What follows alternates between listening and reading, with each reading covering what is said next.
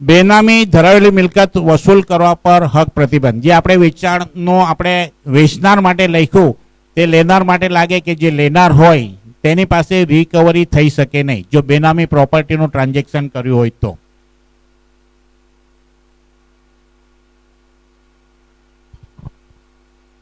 અવેજ transfer of properties act કેમ કહે છે કે વેચાણ માટે જે નેસેસરી આવશ્યક અંગ છે લેનાર વેચનાર પ્રોપર્ટી અવેજ અને કબજો, એમાં એક અવેજ મહત્વનું છે કે અવેજ વગરનું કોઈ પણ ટ્રાન્ઝેક્શન વેલિડ ગણાતું નથી.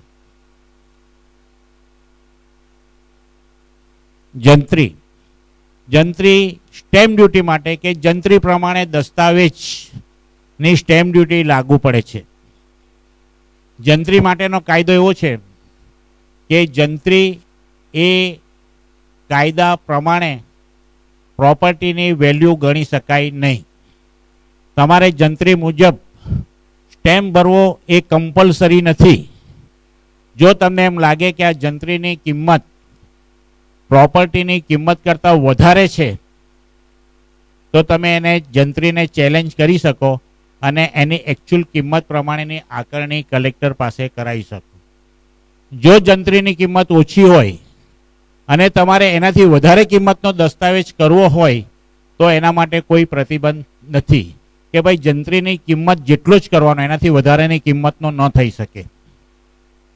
પણ ઇન્કમ ટેક્સના કાયદા પ્રમાણે એવી પરિસ્થિતિ ઊભી થાય છે કે જંત્રીની કિંમત વધારે હોય અને તમે અવેજ ઓછો બતાવીને દસ્તાવેજ કર્યો હોય અને સ્ટેમ્પ જંત્રીની પ્રમાણે કર્યો હોય તો ઇન્કમ ટેક્સ એક્ટ પ્રમાણે એમ જ ગણતરી કરે કે તમે જંત્રી પ્રમાણેનું જ ટ્રાન્ઝેક્શન કર્યું છે, એટલે તમે જે અવેજ બતાવ્યો છે ને સ્ટેમ્પ વાપરો છે એ બેનો તફાવત છે તે રોકડામાં વ્યવહાર થયો છે. એટલે એને લેનાર અને વેચનાર બંનેનો અંદર જવાબદારી ગણી નાખે છે. ઇન્કમ ટેક્સ એક્ટ જંત્રી પ્રમાણે આ પ્રમાણે લાય. અને તે સાથે જ કેપિટલ ગેઇન ટેક્સ વેચાણ દસ્તાવેજ માટે જે લાગુ પડતો હોય તે જોવું પડે. વેચાણ માટે જો શોર્ટ ટર્મ હોય તો ઇન્કમ ટેક્સ જે લાગુ પડતું હોય તે જો. ઘણીવાર એવું થઈ જાય છે કે વેચનાર વેચી દે, પછી જ્યારે કેપિટલ ગેઇન ટેક્સ ભરવાનો આવે ત્યારે એટલો બધો ભરવાનો આવે કે પ્રોપર્ટી વેચવાની કિંમતમાંથી ઘણો મોટો ભાગ જ્યારે કેપિટલ ગેઇન ટેક્સ ભરવાનો આવે ત્યારે એમ લાગે કે આપણે છેતરાઈ ગયા. 100 રૂપિયાની પ્રોપર્ટી વેચી હોય ને જો 20 રૂપિયા ગવર્મેન્ટમાં ભરવાના આવે તો એમ થાય કે આપણે તો 20 રૂપિયાની ખોટ કરી. તો વેચાણ દસ્તાવેજ કરતા વખતે જરૂરી છે કે એમાં કઈ કઈ કપાત લાગવાની છે તે પણ જાણી લેવું જોઈએ વેચનારે, કે જેથી ભવિષ્યમાં છેતરાયાની લાગણી ઊભી ન થાય.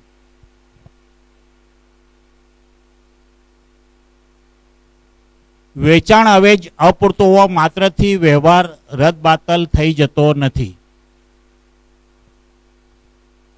કોઈ વેચાણ દસ્તાવેજ કિંમત પ્રોપર્ટીની હોય તેના કરતાં ઓછી કિંમત બતાવીને જો દસ્તાવેજ કરવામાં આવ્યો હોય તો તેથી કંઈ દસ્તાવેજ રદબાતલ થતો નથી કે આ પ્રોપર્ટીની કિંમત પૂરી વાપરી નથી એટલે દસ્તાવેજ ખોટો છે એવું બની શકતું નથી કાયદા પ્રમાણે. જો અવેજ પર ઓફ પ્રોપર્ટીઝ એક્ટમાં બહુ સ્પષ્ટ લખ્યું છે કે અવેજ દસ્તાવેજ કરતી વખતે અથવા તો ભવિષ્યમાં ચૂકવવાની શરતથી પણ જો અવેજ લખ્યો હોય તો એ અવેજ ચૂકવેલો ગણાય. અને આવી રીતે પોસ્ટ ડેટેડ ચેકથી જો કોઈ દસ્તાવેજ કર્યો હોય તો દસ્તાવેજ રદ ન થાય, પરંતુ એને એ જે પોસ્ટ ડેટેડ ચેક રિટર્ન થાય અથવા નથી ભર્યા તે રિકવરી કરવા માટે અને એના ઉપર નુકસાની મેળવવા માટે દાવો કરી શકે, પણ દસ્તાવેજ કે પ્રોપર્ટી પાછી મળી શકે નહીં. એટલે વિશેષ અમલ માટેનો દાવો કરી શકો પણ પ્રોપર્ટીમાં તમારા હક પેમેન્ટ ચૂકવું છે એટલે 7/12 દાખલ થાય નહીં. તમારે સ્પેસિફિક પરફોર્મન્સનો દાવો કરી શકો પણ પેમેન્ટ 100% ચૂકવી દીધું છે કે આ પ્રોપર્ટી મારી થઈ ગઈ છે એવું સાટાકટથી માલિકી પ્રાપ્ત થાય નહીં. તમારે દસ્તાવેજ માટે વિશેષ અમલનો દાવો કરવો પડે. 100% ચૂકવી આપી હોય.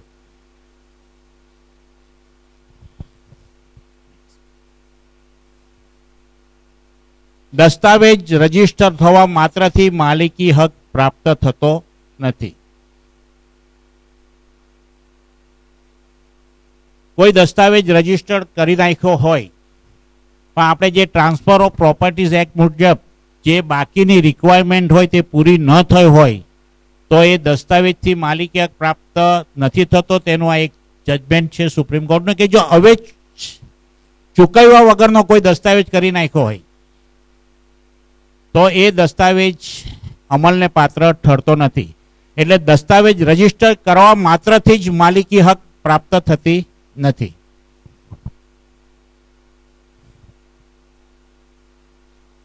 વેચાણ અવેજની ચૂકવ્યા બાબતના પુરાવા હોવા જરૂરી છે.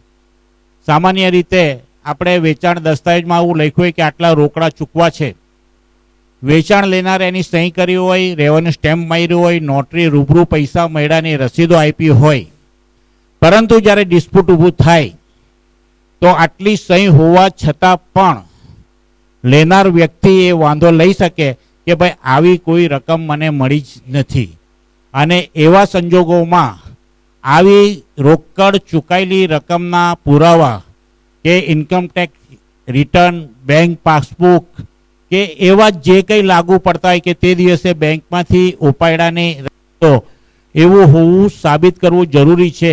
માત્ર લેનારે રસીદ આપી છે એટલા પુરાવાથી જ એને વેચાણ અવેજ મળી ગયો છે તેવું ગણી શકાય નહીં, પણ એને બીજા સંબંધિત પુરાવા રજૂ કરવા જરૂરી છે.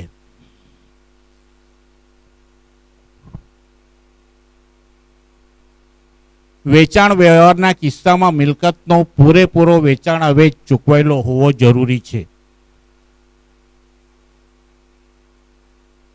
પેલા ભાઈએ જે સવાલ પૂછ્યો તે કે પોસ્ટ ડેટેડ ચેક આપ્યા હોય તો શું? તો પોસ્ટ ડેટેડ ચેક આપ્યા હોય તો એનો રિકવરીનો દાવો કરી શકે, પણ જો એ દાવો કરવામાં પણ ઇનકાર કરે કે મારે પૈસા નથી આપવા તો એનો દસ્તાવેજ રદ થવાને પાત્ર ઠરે. એટલે વેચાણ દસ્તાવેજ રજીસ્ટર થયા પછી પણ જો એ પૂરેપૂરો વેચાણ અવેજ ન ચૂકવે તો એ વેચાણ દસ્તાવેજ રદ થવાને પાત્ર ઠરી શકે, પણ એ બાકીનો અવેજ ચૂકવા માટેની એનો ઇનકાર કરેલો હોવો જોઈએ.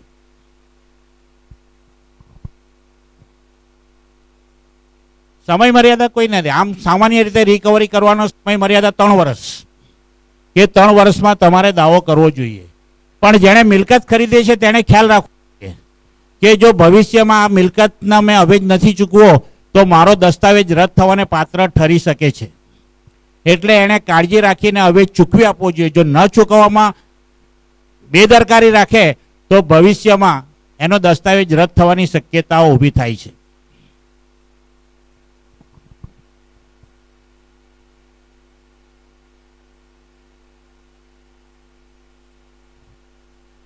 એવી રીતે જ વેચાણ દસ્તાવેજમાં કબજો સુપ્રત કરવો બહુ જરૂરી છે.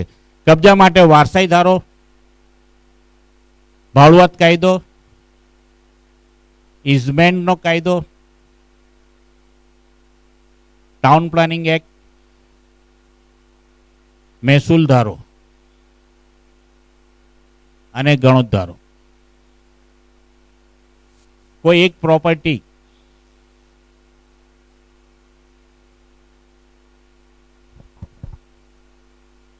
એક પિતા ગુજરી ગયા પછી 4 ભાઈના નામ પર ચાલતી હોય અને એમાં 3 વ્યક્તિ વેચાણ કરે ને 1 વ્યક્તિ વેચાણ ન કરે, તો ખરીદનાર જો એમ માને કે મને 75% જગ્યા વેચાણ થઈ ગઈ છે એટલે 75% જગ્યાનો કબજો મેળવવા માટે હું હકદાર થઈ ગયો છું અને હું 75%ની જગ્યામાં દાખલ થઈ શકું, તો દસ્તાવેજથી એને 75% કબજો મળી શકે નહીં.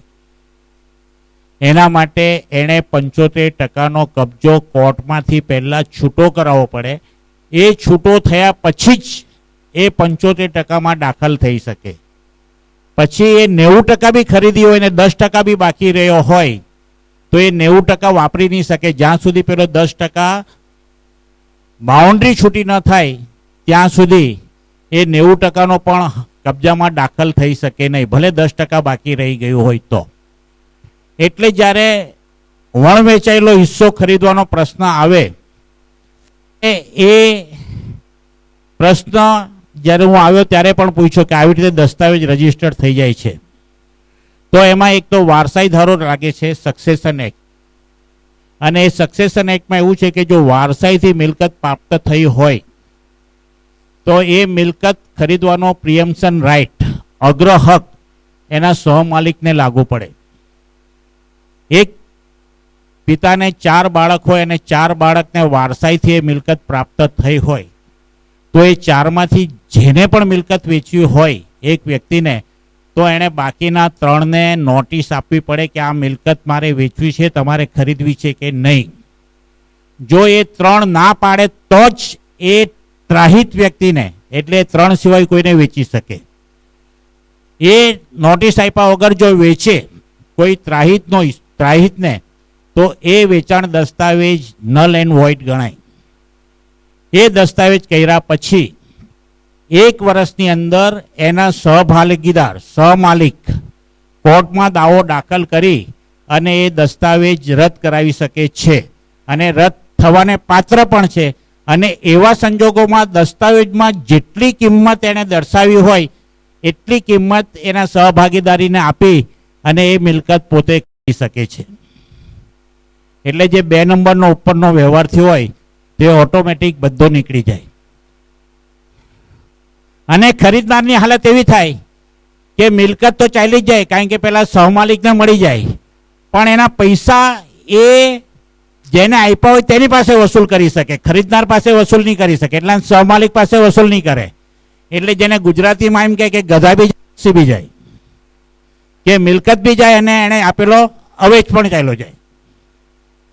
તો જે અત્યારે બધાને આદત છે કે એક એવું શોધી કાઢે છે કે આ 4 ભાગીદારીમાં જગ્યા છે અને એ લોકોની વચ્ચે કુસમ છે, એટલે આપણે એકદમ મિલકત પડાવી પાડીએ, એટલે એની પાસે દસ્તાવેજ વગર વેચાયેલા હિસ્સાનો કરાવી નાખે અને પેલા 3ને દબાવવાની કોશિશ કરે કે એક લીધો છે, તું નહીં આપે તો હું આમ કરી નાખીશ.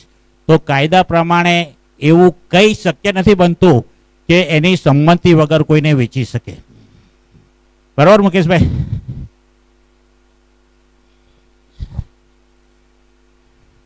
જો નોંધણી કરવાનો સબ રજિસ્ટ્રારનો કાયદો એટલો ખરાબ છે કે સબ રજિસ્ટ્રારની પાસે બહુ મર્યાદિત સત્તા છે. રજિસ્ટ્રેશન એક્ટ પ્રમાણે સબ રજિસ્ટ્રાર એની સમક્ષ રજૂ કરવામાં આવતો કોઈ પણ દસ્તાવેજ રજિસ્ટર કરવાની ના પાડી શકે નહીં, સિવાય કે 73AA નો, જેમાં કાયદામાં રિસ્ટ્રિક્શન છે.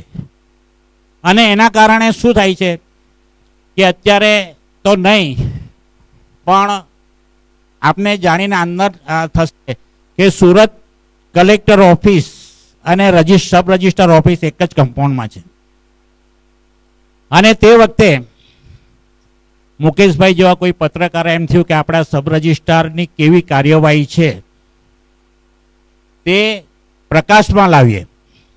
એટલે એમણે કલેક્ટર ઓફિસનો દસ્તાવેજ કલેક્ટર ઓફિસના કમ્પાઉન્ડમાં જ આવેલી સબ રજિસ્ટ્રારમાં રજિસ્ટર કરાવ્યો અને કલેક્ટર ઓફિસ વેચી દીધી. આ એક હકીકત છે. અને પછી ખબર પડી કે આ તો કલેક્ટર ઓફિસ જ વેચાઈ ગઈ, ને કલેક્ટર ઓફિસની બાજુમાં જ સબ રજિસ્ટ્રારની ઓફિસ, એટલે પત્રકાર પર ફોજદારી ફરિયાદ થઈ. અને તે વખતે એણે ડિફેન્સમાં એમ કીધું કે મને આ પ્રોપર્ટી ટ્રાન્સફર કરવાનો કોઈ ઈરાદો નહોતો, પણ મારે સાબિત કરવું હતું કે આપણા કાયદામાં આટલી ક્ષતિઓ છે કે કોઈ પણ પ્રોપર્ટી કોઈને પણ વેચી શકે. અને વર્ષો પહેલા સુરતનું રેલવે સ્ટેશન પણ આવી રીતે એક જણે વેચી દીધું હતું. ને આ બિલકુલ હકીકત છે કે રેલવે સ્ટેશનનો જે સર્વે નંબર હતો તે મિલકત બાંધકામ સહિત વેચાણ કરી છે એમ કરીને વેચાણ કરી દીધી હતી. કારણ કે એમાં તો સર્વે નંબર લખવાનું હોય છે, ઉપર તો લખવાનું હોતું નથી, કલેક્ટર કચેરી અને કલેક્ટરનું નામ લખવાનું હોય, રેમ્યા મોહન, એમાં એવું તો કંઈ બીજું લખવાનું નથી. આ તો ઠીક છે, રેમ્યા મોહન નામ જરા વિચિત્ર છે એટલે આપણને એમ લાગે કે આ જાણીતું નામ છે, પણ ઘણીવાર પંકજ કુમાર એવું હોય કે દિલીપ રાવલ જેવું નામ આવ્યું હોય તો એ તો કોઈ પણ હોઈ શકે. દિલીપ રાવલના નામથી વેચાણ દસ્તાવેજ કરે તો ઘણા બધા એવા હોય, એટલે કલેક્ટરે દસ્તાવેજ કર્યો છે એવું લાગે પણ નહીં. એટલે આ સવાલ જ્યારે કરવામાં આવ્યો કે આ સબ રજિસ્ટર નોંધે છે શા માટે, પણ એની મર્યાદિત ના પાડવાનો અધિકાર છે, અને જો એ ના પાડે તો એની સામે પગલાં લઈ શકાય.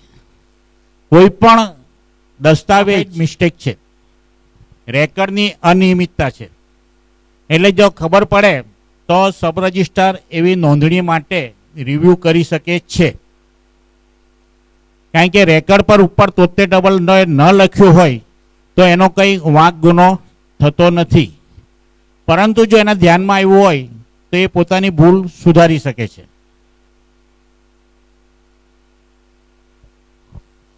પણ 73 નો જો દસ્તાવેજ નોંધે તો સબ રજિસ્ટ્રાર ગુનાને પાત્ર બને છે. વારસાઈદારો ભાડુઆતવાળી મિલકત વેચાણ ન થઈ શકે એવો કોઈ કાયદો નથી, પણ મિલકત વેચાણ થવાથી ભાડુઆતના જે રાઇટ્સ હોય તે રાઇટ નષ્ટ થતા નથી. એ એક માલિકનો ભાડું થતો તે બદલાઈને બીજા માલિકનો ભાડું બની જાય, અને જેટલું ભાડું પહેલા માલિકને ચૂકવતો હતો એટલું જ ભાડું બીજા માલિકને ચૂકવવું પડે. પરંતુ એ ભાડું ખાલી કરવા માટેના હક જે પહેલા માલિકને હતા તેવા જ ભાડું ખાલી કરાવવાના હક જે નવો માલિક આવે તેને પ્રાપ્ત થાય છે. એટલે એ એમ નહીં કહી શકે કે પેલા ભાડું જ ખાલી કરાવી શકે, હું નહીં ખાલી કરાવી શકું. એટલે નવો માલિક એને કાયદા પ્રમાણે ખાલી કરાવવા હકદાર થાય છે, પણ કાયદાની મર્યાદામાં. હા, ઇઝમેન્ટનો કાયદો, જે ઇઝમેન્ટનો કાયદો હોય તે મિલકતની સાથે જોડાયેલો છે, એટલે મિલકત ટ્રાન્સફર થાય તો પણ ઇઝમેન્ટના હકો નષ્ટ થતા નથી. Town planning act, original plot તમારા કબજામાં હોય, 7/12 હોય, એને DLRનો નકશો હોય, પણ town planning act, town planning scheme અમલમાં આવે તો ઓરિજિનલ પ્લોટને બદલે ફાઇનલ પ્લોટની એની માલિકી થાય, તો એ વખતે DLRનો નકશો ઓટોમેટિક રદ થયેલો ગણાય. પણ સામાન્ય રીતે આ રેકર્ડની ફેરફારમાં એટલો બધો ટાઈમ જાય કે મૂળ 7/12ની નકલમાં એટલું જ એરિયા બતાવે કે જે ટીપીમાં બતાવે, એટલે સોદો થાય તે શું થાય કે 7/12ના ક્ષેત્રફળ પ્રમાણેનો સોદો, પણ એને જમીન પ્રાપ્ત થાય ફક્ત ફાઇનલ પ્લોટ પ્રમાણેનો જ પ્રાપ્ત થાય. મહેસૂલદારો, જેમાં આપણે 73AA અને અન્ય ગ્રાન્ટેડ લેન્ડોનો જે પ્રશ્ન છે તે આવી જાય છે, અને ગણોતદારો એટલે ખેતીની જમીનના જે કાયદા છે તે લાગુ પડી જાય.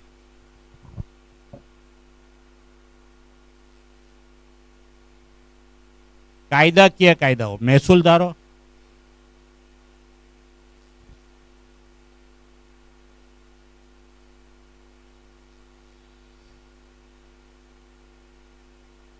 એ નથી થઈ. આપણે જરા વહેલી શરૂઆત કરી નાખી,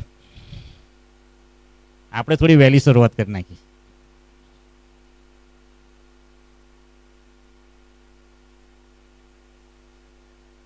આ બધા કાયદા વિશે આપણે ચર્ચા કરી છે, એટલે દસ્તાવેજ માટે કયા કયા કાયદા લાગુ પડે તેની માટેની આ વાત છે.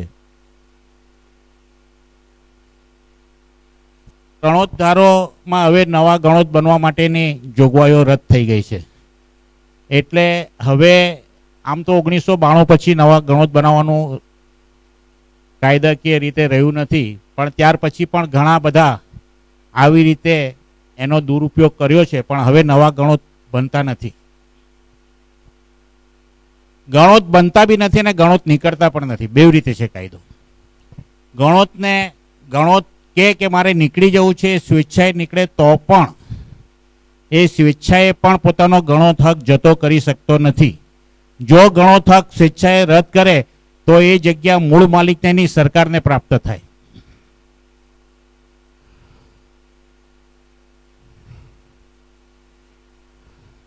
એમાં શું છે કે 43 અને 73 એ બે જુદા કાયદા છે.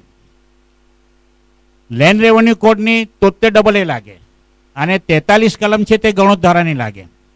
તો આદિવાસીએ કઈ રીતે જગ્યા પ્રાપ્ત કરી છે તેના પર આધાર છે. કોઈ આદિવાસીએ પોતે સ્વપાર્જિત મિલકત હોય, પોતે ખરીદી હોય, તો એને ફક્ત 73 લાગુ પડે. જો એના બાપ પાસેથી મિલકત હોય તો ફક્ત એને 73 લાગુ પડે.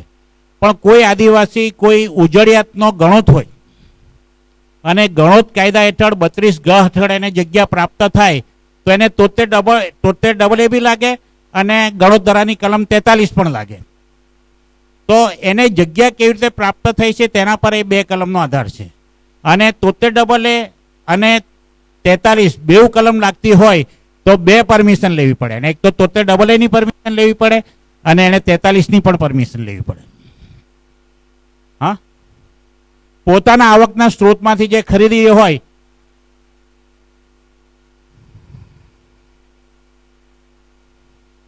નહીં આવે. એને બે પરમિશન 43 તો લેવી જ પડે ને. સ્વપાર્જિતમાં તો ઓટોમેટિક ગણાઈ જાય કારણ કે પોતે ખરીદી છે, પણ 43 ની પરવાનગી લેવી પડે. એક જ 73 માં પ્રીમિયમ ભરવાનું આવતું નથી, ફક્ત પરમિશન લેવાની આવે છે. 73 ની પરમિશનમાં પ્રીમિયમ ભરવાનું હોતું નથી. પ્રીમિયમ ફક્ત 43 અને ગ્રાન્ટેડ લેન્ડ હોય તેમાં જ ભરવાનું આવે છે. પરમિશેબલ નથી.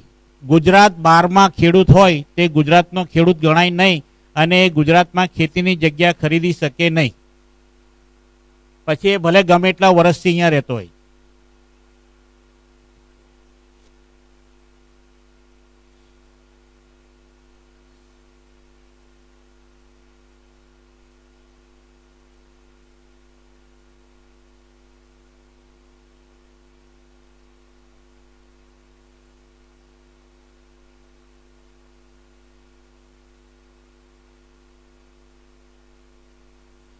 એક મિલકત ખરીદી હોય તો તમારું મગજ કેટલું ચલાવવું પડે તે વિચાર કરી લો.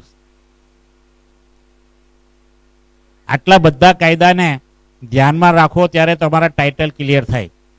અને ટાઇટલ ક્લિયરન્સ સર્ટિફિકેટ જ્યારે એડવોકેટ આપે છે ત્યારે તે શું કરે કે માલિકી હક પ્રાપ્ત કેવી રીતે થયા તે બતાવીને લખે કે ભાઈ આ રીતે માલિકી હક પ્રાપ્ત થયા છે એટલે આ પ્રોપર્ટી ટાઇટલ ક્લિયર છે. ખરેખર એ ટાઇટલ ક્લિયરન્સ સર્ટિફિકેટ નહીં પણ માલિકી હક ક્લિયરન્સ સર્ટિફિકેટ ગણાય. એમાં માલિકી હક એનો જોયો છે, તપાસ્યો છે, પણ પ્રોપર્ટીના ટાઇટલ જેને કહેવાય કે એના બીજા કાયદાના પ્રતિબંધો છે કે નહીં તે જો ચેક નહીં કર્યા હોય તો એ ટાઇટલ ક્લિયરન્સ સર્ટિફિકેટ ગણાય નહીં. અને એટલે શિરીષભાઈએ કીધું ને કે બોમ્બેમાં સોલિસિટરના ત્યાં વેચવા જાઓ પ્રોપર્ટી તો વેચનાર પાસે ડિપોઝિટ કરાવે, પૈસા ડિપોઝિટ કરો. એનું કારણ એ છે કે જ્યારે પ્રોપર્ટી વેચવા જાય તો લેનાર એમ કે આપણો સોદો આ ભાવે નક્કી, હવે બાકીનો જે વ્યવહાર કરવાનો હોય તે તમારે અમારા સોલિસિટર સાથે કરવાનો. પૈસા બી એ સોલિસિટરને જમા કરાવે અને સોલિસિટર એને આપે. પણ સોલિસિટરની પાસે તમે જાઓ કે આ મારો સોદો થઈ ગયો છે, હવે આપણે ડોક્યુમેન્ટ્સ કરવાના છે, તો એ એમ કે પહેલા પૈસા જમા કરાવો. આ શિરીષભાઈ જે વાત કરી છે તે 20 વર્ષ પહેલાની, બરાબર શિરીષભાઈ? અને તે વખતે 5 લાખ રૂપિયા એટલે આજના કેટલા પૈસા થયા તે ગણો. એણે ડિપોઝિટ કરાવ્યા. શા માટે? આજે પણ એ પ્રથા છે. આપણા ત્યાં જો એ પ્રથા કરવા જાય તો સોદો કેન્સલ થઈ જાય, પણ એટલા માટે કે પછી સોલિસિટર એના ટાઇટલ ક્લિયરન્સ માટેની પ્રક્રિયા ચાલુ કરે. અસીલો કંઈ કરે નહીં, એ તમને લિસ્ટ દે કે આટલા આટલા ડોક્યુમેન્ટ રજૂ કરો, આખું એક છાપેલું કાગળ કે આટલા ડોક્યુમેન્ટ રજૂ કરો. અને બાકીના ડોક્યુમેન્ટ તમે રજૂ કર્યા પછી એ પોતાના માણસ પાસે કઢાવે અને આ બધા કાયદા ચેક કરે કે આને આવો તો કોઈ કાયદો લાગુ પડતો છે કે નહીં. અને આ બધી મહેનત કર્યા પછી જો એ એવો ઓપિનિયન આપે કે આ મિલકત ખરીદવાને પાત્ર નથી તો એ સોદો કેન્સલ અને તમારી ડિપોઝિટની રકમ છે ત્યાં ટાઇટલ ક્લિયર કરવાની જે પ્રક્રિયા કરી એના ખાતે વસૂલ. એટલે એ ભોગવવાનું લેનારે નહીં, વેચનારે ભોગવવાનું. શિરીષભાઈને તો ફોર્ચ્યુન એટલે એવું હતું કે ટાઇટલ ક્લિયર નીકળ્યા એટલે સોદો પાર પડી ગયો એટલે પૈસા બચી ગયા. પણ જો સુરતી હોય ને આવી રીતે વેચવા નીકળ્યા હોય તો એના ટાઇટલમાં 100% ખામી નીકળે જ હોય. કાયદા છે ને તો બે લાગુ છે. એક કાયદો લાગુ પડે ઇન્ડિયન સક્સેશન એક્ટ, અને એક કસ્ટમરી અથવા તો જેને એમ કહેવાય કે પર્સનલ લો, મુસ્લિમ લો, પારસી લો, ક્રિશ્ચિયન લો, હિન્દુ લો, એમાં બધાના વિલના જુદા જુદા કાયદા છે. હિન્દુ લો મુજબ કોઈ પણ હિન્દુ વ્યક્તિ પોતાની સ્વપાર્જિત મિલકત કોઈને પણ ટ્રાન્સફર કરી શકે વિલથી. હિન્દુ વ્યક્તિ પોતાની સ્વપાર્જિત મિલકત વિલથી પોતાના કોઈ પણ વારસદાર સિવાયના અન્ય વ્યક્તિના નામ પર કે વ્યક્તિ સિવાયના નામ પર પણ ટ્રાન્સફર કરી શકે. દાખલા તરીકે કોઈ મંદિરને, સ્કૂલને, હોસ્પિટલને કોઈને પણ આપી શકે પોતાના વારસદાર સિવાય. પણ જો એને વારસાઈથી પ્રાપ્ત થતી હોય મિલકત, તો વારસાગત મિલકતમાં એનો જેટલો હક તેટલા હક પૂરતું જ વિલ કરી શકે. એના બાકીના જે સહમાલિકના જે હક લાગુ પડતા હોય તેને એવોઇડ કરી શકે નહીં. એટલે HUFની પ્રોપર્ટી હોય તો 3 પેઢી સુધી જો બધા એના વારસદારોનો હક લાગતો હોય તો વ્યક્તિ પોતાનો જેટલો હક હોય એટલાનું જ વિલ કરી શકે. બેન, એ મિલકત પોતાની સ્વપાર્જિત હોય તો ના, વિલથી હોય તો એનો જેટલો હિસ્સો લાગતો હોય ને એટલો હિસ્સો એના દીકરાને આપી શકે. એક વસ્તુ કાયદાની એક જોગવાઈ સમજો કે ફોર્થ ફાધરની પ્રોપર્ટી હોય, ફાધરની પ્રોપર્ટી હોય, જો વિલથી પ્રાપ્ત થઈ હોય ને તો એ વારસાગત ગણાય નહીં, સ્વપાર્જિત ગણાય. અને જો સ્વપાર્જિત ગણાય તો ભલે એને ફોર્થ ફાધર પાસેથી પ્રાપ્ત થઈ હોય પણ એના બાકીના વારસદારોનો હક લાગે નહીં, એ સ્વપાર્જિત ગણાય. એ સંપૂર્ણ મિલકતનું વિલ કરી શકે. વિલથી કોઈ એટલા માટે કહેવાનું છે કે વિલની મહત્વતા બહુ છે. માણસને એકનો એક દીકરો હોય તો એમ થાય કે તો બધું એનું જ જવાનું છે ને, તો શા માટે આપણે વિલ કરવું જોઈએ? પણ એટલા માટે વિલ કરવું જોઈએ કે એક તો ઇન્કમ ટેક્સના હિસાબે, બીજું કે એમ કરવાથી જે એનો દીકરો છે તે સ્વતંત્ર માલિક તરીકે મિલકત પ્રાપ્ત કરે તો દીકરાના દીકરા એને હેરાન ન કરી શકે. અધરવાઇઝ શું થાય કે એક બાપ, એનો એક દીકરો છે, એના દીકરાના 4 દીકરા છે, એ ગુજરી જાય તો એ દીકરાને ફક્ત 20% હિસ્સો મળે, બાકીના 4 દીકરાને 4 હિસ્સા ચાલ્યા જાય તો પછી તે વખતે એને તો ફક્ત 20%નું જ મળે. આપણે એમ માનતા હોઈએ એક હિન્દુ તરીકે કે પહેલા બાપનો છે એટલે દીકરાની પ્રોપર્ટી આવી જાય, પછી બાકીના 4% મળે, પણ એવું ન થાય, એક સાથે 5 ભાગ પડી જાય. અને એટલે ફક્ત 20%નો જ વિલ કરી શકે. પણ જો એ બાપે વિલ કરીને એ બાપ દીકરાને આપ્યું હોય તો એ 100% માલિક બને અને એના દીકરાને એના જીવતા એ પ્રોપર્ટીમાં એને હેરાન કરી નહીં શકે. અધરવાઇઝ આજે જે બધા પુત્રો પોતાની આકાંક્ષાઓ, પોતાની મહત્વાકાંક્ષાઓ પૂરી કરવા માટે બાપ પર પ્રેશર કરે કે મિલકત આપો ને કરું આપઘાત કરી નાખીશ, મિલકત આપો ને કરું ઘરમાંથી છૂટો થઈ જઈશ, એ બધા જ પ્રશ્ન ત્યારે બને કે જ્યારે એને વારસાઈથી પ્રાપ્ત થઈ હોય તો.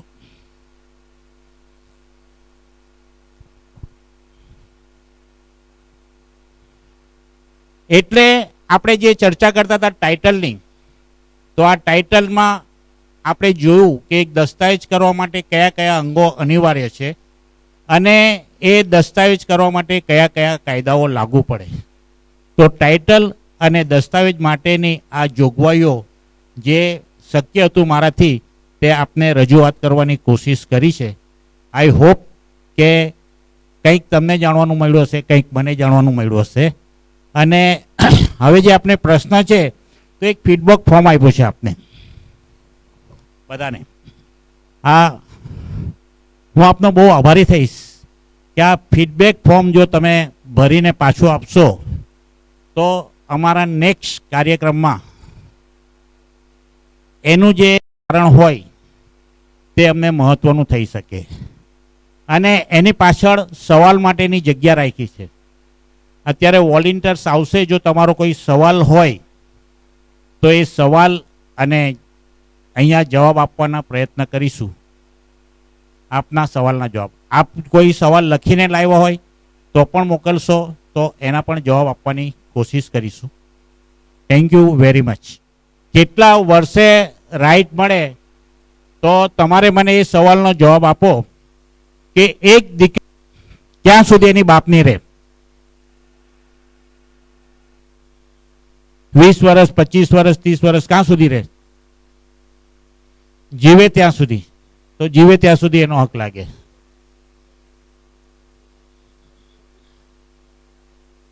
પચીસ વર્ષ પહેલા પરણી હોય તો પણ એનો હક લાગે, 5 વર્ષ પહેલા પરણી હોય તો પણ લાગે, નહીં પરણી હોય તો પણ લાગે, અને વિધવા થઈ હોય તો પણ લાગે.